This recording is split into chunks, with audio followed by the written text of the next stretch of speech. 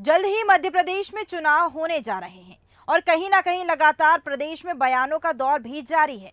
भोपाल के कांग्रेस कार्यालय में पूर्व सीएम कमलनाथ का आगमन हुआ।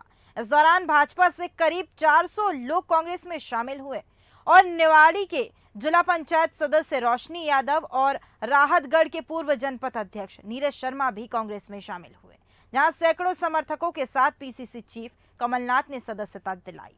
पूर्व जिला पंचायत अध्यक्ष जितेंद्र जैन गोटू के साथ अन्य नेता भी मौजूद रहे और कांग्रेस के नारे भी लगाए। बता दें कि नेता जितेंद्र ने भाजपा पर जमकर निशाना साधा और भ्रष्टाचारी भाजपा पार्टी को कहा है।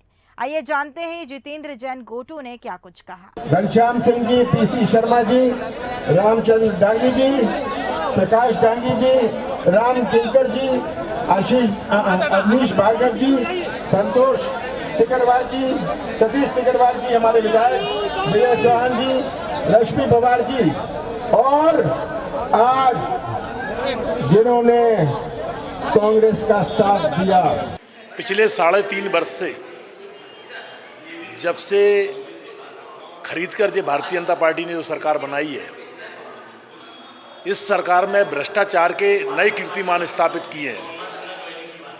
मैं लगभग पिछले 40 वर्ष से भी अधिक समय से भारतीय जनता पार्टी में काम करता रहा हूँ और उस समय से काम करता हूँ जब भारतीय जनता पार्टी सत्ता के लिए दूर दूर तक नहीं सोचती थी।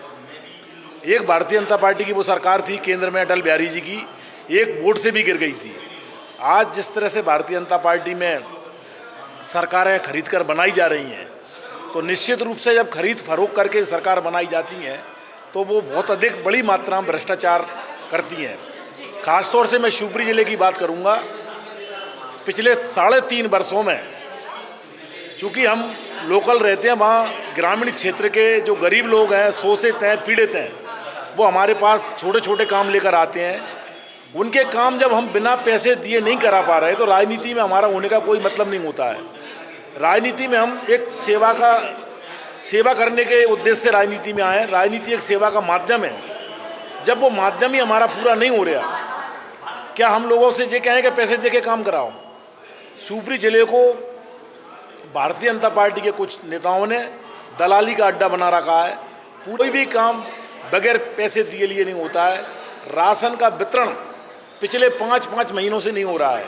इसकी लगातार मैं प्रदेश संगठन से, प्रदेश सरकार के मंत्रियों से और अधिकारियों से कहने के बावजूद कोई कार्रवाई नहीं होती थी।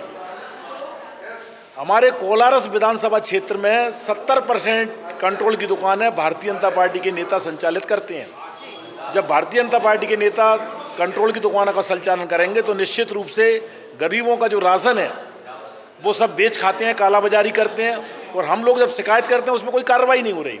इन्हीं सब बातों से दुखी होकर काफ़ी समय से मन विचलित था।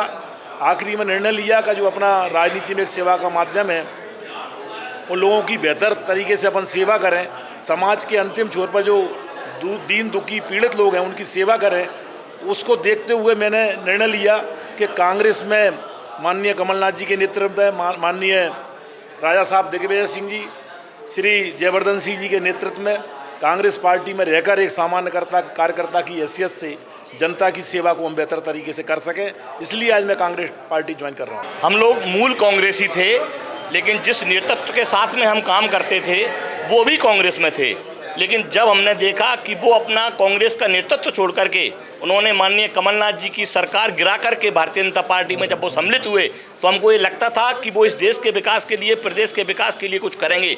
लेकिन जब उनके मंत्रियों को देखा कि उन्होंने भ्रष्टाचार का मध्य प्रदेश के अंदर अड्डा बना दिया है, तब ये मन बहुत विचलित हो गया और हमको ये लगा कि नहीं, हमको अपनी मूल संस्था कांग्रेस में जाकर ही कमलनाथ जी और दिग्विजय सिंह जी के नेतृत्व में प्रदेश के विकास के लिए काम करना चाहिए।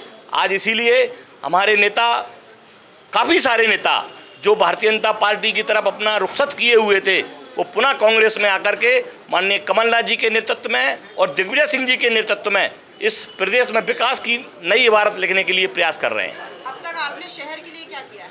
शहर कांग्रेस जब मैं अध्यक्ष था और हमारे नेता भी कांग्रेस में थे, तब हमने मेडिकल कॉलेज उनसे स्वीकृत कराया। मैं ये कह सकता हूँ कि जब वो कांग्रेस के नेता थे तब हम कांग्रेस में काम करते थे और कांग्रेस के द्वारा ही शिवपुरी शहर का विकास हुआ है। भारतीय जनता पार्टी में जब से सत्ता में आई है, शिवपुरी में नाम मात्र का विकास बिल्कुल भी नहीं हुआ है। अच्छा, अभी आपके दावेदारी वहाँ पर कौन है? हमारे जो दावेदार हैं, प्रदेश नेतृत्व जिसको टिकट देगा, पूरी कांग्रेस प्राण प्राण से शिवपुरी जिले की 5 सीट जीतने की कवायद कर रही है। आप भ्रष्टाचार की बात कर रहे हैं तो किस पर निशाना साध रहे हैं? निशाना सीधा सीधा यहाँ के मंत्रियों पे है। भारतीय जनता पार्टी के जो मंत्री हैं, मुख्यमंत्री हैं, भारतीय जनता पार्टी के जो नेता हैं, सीधा सीधा निशाना उन पर है, जिन्होंने कि माननीय कमलनाथ जी की सरकार को गिराया। आप देखिएगा कि किस जनता ने किस भरोसे के साथ माननीय कमलनाथ जी को मध्य प्रदेश का मुख्यमंत्री बनाया और हमारे मंत्रियों ने उन कमलनाथ जी की सरकार को गिराया। अब इस प्रदेश की जनता ने पूरा मन बना लिया है कि पुनः माननीय कमलनाथ जी को हम लोग मुख्यमंत्री के रूप में देखना चाहते हैं।